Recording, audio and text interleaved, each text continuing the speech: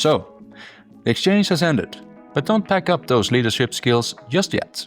This next phase, reflection, follow-up activities and reimbursement, is your chance to help your group wrap things up and keep the momentum going. First up, reflection. Why? Because it's where participants start connecting the dots between "wow, that was fun" and "hey, I actually learned something." This is where short-term experiences turn into long-term impact. Here's what this looks like in practice. To start, you have to understand the purpose. Reflection isn't just, was it fun? Though, yes, that is nice too. More like it is, did the exchange actually meet expectations? What challenges popped up? What learning moments stood out? And most importantly, how could that learning be applied to in real life? Plan your session about 1 to 2 weeks after the exchange ends.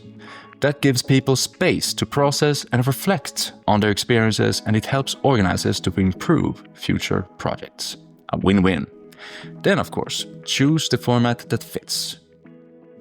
You got options. Online call, easy, convenient, and pants optional.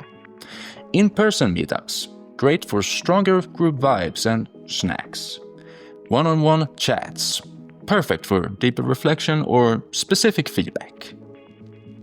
You can use the reflection questions we mentioned. Just think about keeping it open-ended and chill, creating a space where people feel comfortable sharing.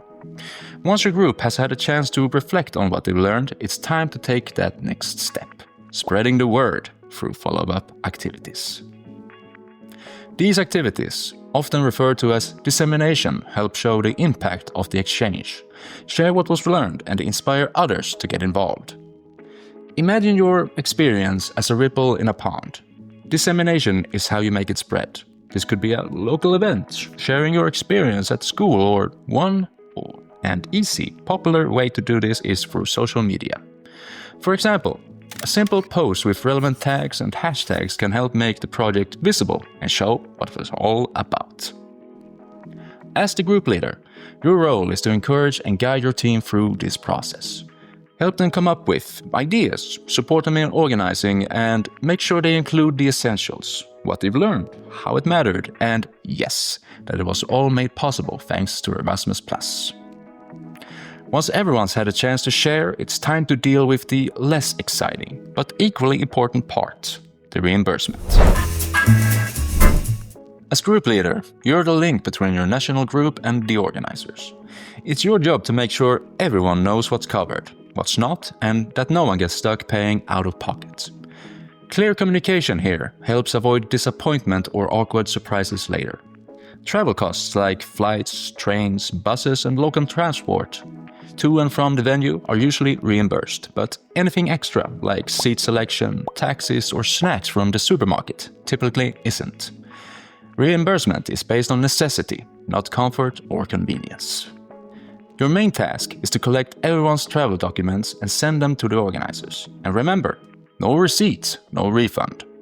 Make sure your group keeps tickets, boarding passes, and receipts. Photos are fine for backup, but original copies are often preferred. It helps to set up a folder for each person so nothing gets lost. Before sending anything, double-check the details. Do the dates match the travel days? Do the amounts add up? Catching small mistakes now can save a lot of back and forth later. Once everything's checked, time to wrap it all up like a neat little care package of bureaucracy and send it. Hot tip: set an earlier deadline for your group than the one the organizers give you. That way, when someone forgets to send you the receipt, you're not chasing people at the last minute.